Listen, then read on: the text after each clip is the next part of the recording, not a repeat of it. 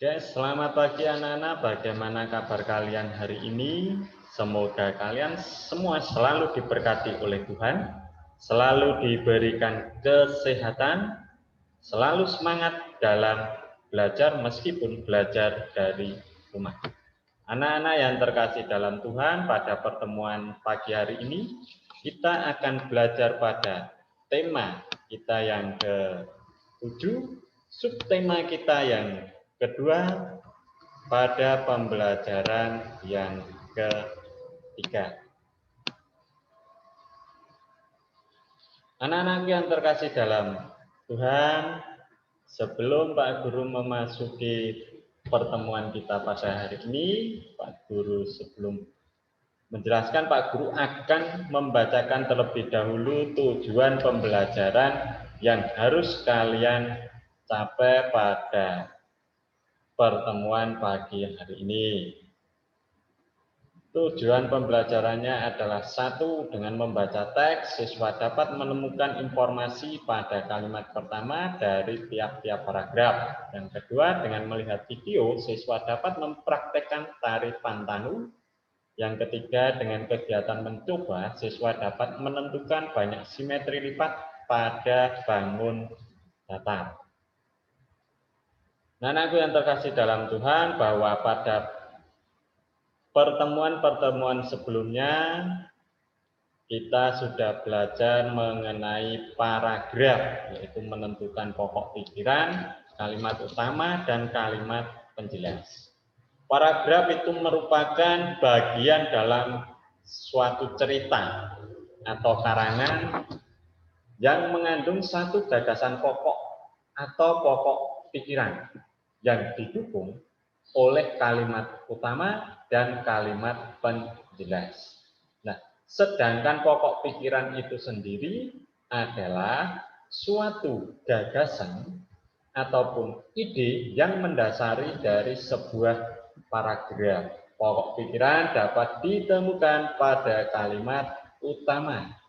Nah, kalimat utama biasanya terletak pada bagian awal maupun akhir sebuah paragraf. Kalimat utama selalu diikuti oleh kalimat penjelas.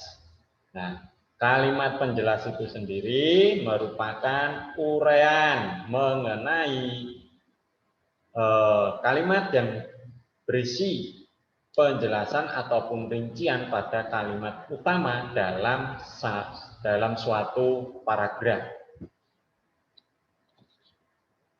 Nah, berdasarkan penjelasan tadi dapat disimpulkan bahwa setiap paragraf ini menjelaskan bagian-bagian dari setiap isi cerita. Nah, dalam menentukan isi cerita dalam sebuah paragraf biasanya ditandai dengan pengulangan kata. Nah, mari kita perhatikan teks bacaan yang ada di buku siswa dengan judul Kain Adat Indonesia. Nah, mari kita lihat dulu, kita pecah menjadi beberapa paragraf. Ini perhatikan. Nah, ini merupakan paragraf pertama. Paragraf pertama, dan ini merupakan paragraf yang kedua. Nah, ini merupakan paragraf yang ketiga. Ini pada halaman yang pertama itu ada 3 paragraf. Nah, sekarang mari kita cari kalimat utamanya. Mana tahu yang menjadikan kalimat utama? Ini merupakan kalimat utama. Indonesia dikenal sebagai negara yang kaya budaya. Kalimat utama ditandai dengan adanya tanda titik yang pertama kali. Ya, ini kalimat pertama.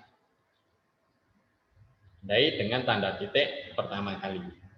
Nah, sekarang pada paragraf yang kedua. Nah, paragraf kedua ini merupakan kalimat pertama. Dan pada paragraf yang ketiga, mana kalimat pertamanya? Ya, kain adat Indonesia sangat istimewa. Mari kita perhatikan lagi pada halaman berikutnya. Nah, ini merupakan paragraf yang keempat. Pada halaman pertama tadi ada 3 paragraf. Ya, sekarang halaman berikutnya tambah 1 paragraf. Nah, mana kalimat utamanya? Ya, di sini adalah kalimat utama. Kita buka lagi pada halaman berikutnya. Nah, ini merupakan paragraf yang kelima. Mana kalimat utamanya? Ya, ini adalah kalimat utama. Maka pada bacaan kain adat Indonesia itu terdapat 5 paragraf. Masing-masing paragraf memiliki kalimat utama maupun kalimat pertama. Nah, bagaimana caranya kita mencari informasi yang ada pada kalimat pertama? Ya, kita cari pada kalimat pertamanya terlebih dahulu. Nah, ini merupakan kalimat pertama. Mana yang menjadikan informasi? Ya, Indonesia dikenal sebagai negara yang kaya budaya.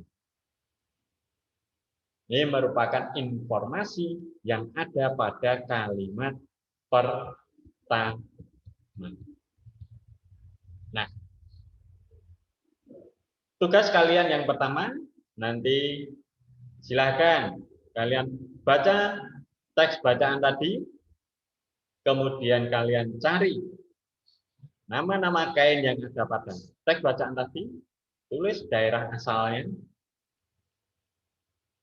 Kemudian tabel yang kedua, pelajari kembali teks kain adat Indonesia, amati kalimat pertama dari setiap paragraf. Tuliskan informasi yang kamu dapatkan dari setiap kalimat pertama. Maka kata kuncinya di sini adalah kalimat pertama. Tulis di sini pokok-pokok informasi paragraf pertama. Pada kalimat pertama pokok informasinya tadi apa? Di sini paragraf 2, 3, 4 dan 5. Silahkan nanti kalian coba untuk menulis ataupun menemukan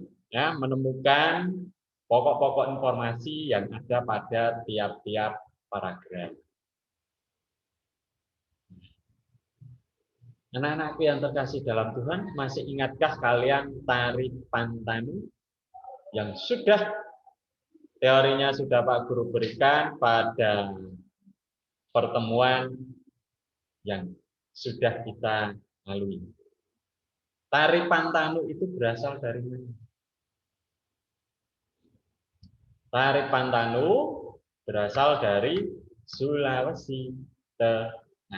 Nah, tari Pantanu ini menggambarkan gerak menenun. Nah, nanti Pak Guru akan mengirim video contoh tari Pantanu lewat grup kelas. Silakan nanti kalian pelajari, silakan nanti anak-anak menyimak ya, simak dulu, kemudian berlatih, ya, berlatih. Jika nanti sudah siap ataupun sudah bisa, maka kalian boleh segera mengirim hasil praktek kalian mengenai tari Pantanu. Nah, kirim videonya ya pada nomor Pak Guru. Nah, dalam menari tentunya membutuhkan beberapa properti seperti halnya selindang. Selindang terdapat beberapa motif. Nah, motif kain adat Indonesia itu sangat beragam. Ada motif bunga, motif hewan, dan bentuk bangun datar. Nah, di sini ada beberapa gambar. Nah, motif apa saja yang dapat kalian temukan? Ini ada motif bunga. Nah, bunga. Sini motif bangun datar. Nah, ini bunga. Nah, silahkan nanti kalian mencoba untuk memilih salah satu motif tersebut, apakah memiliki simetri lipat atau tidak. Nah, matilah gambar berikut. Di sini ada gambar. Nah, jika menentukan simetri lipat, tentunya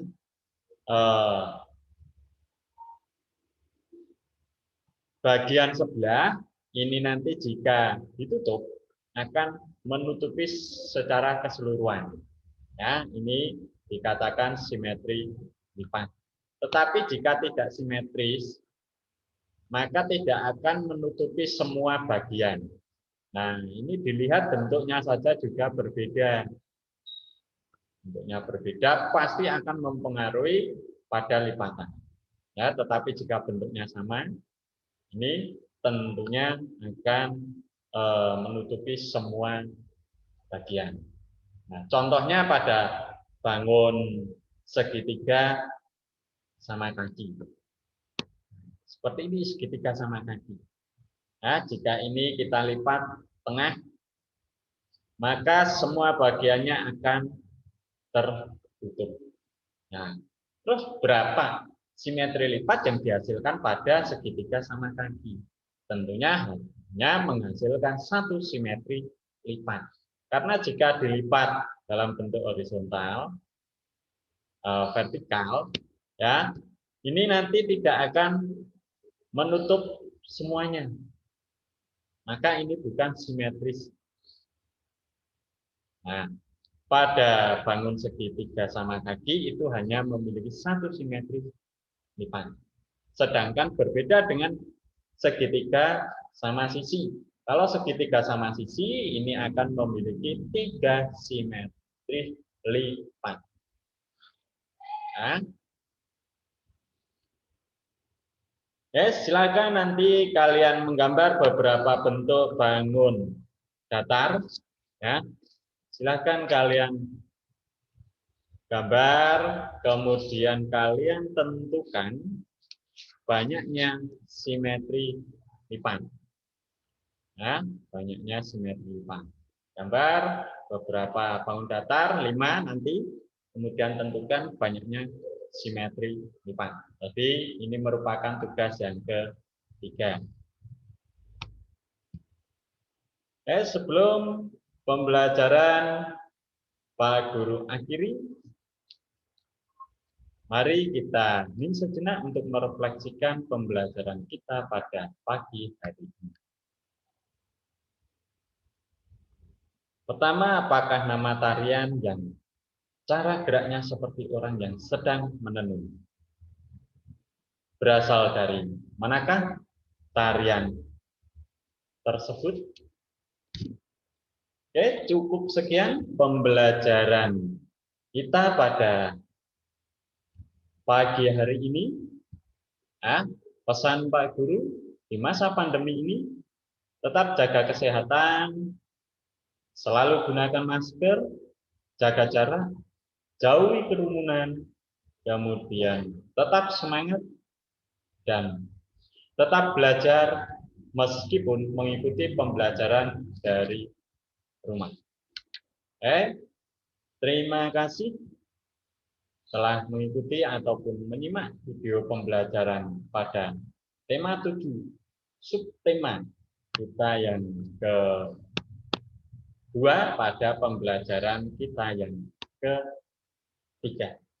Semoga melalui video pembelajaran ini dapat membantu kalian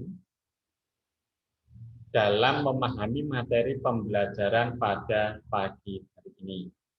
Jangan lupa, silahkan nanti segera kalian mengerjakan tugas-tugas yang sudah Pak Guru berikan, kemudian juga segera berlatih tari pantanu, kemudian jika nanti sudah bisa, silakan nanti segera mengirimkan hasil kalian dalam bentuk video.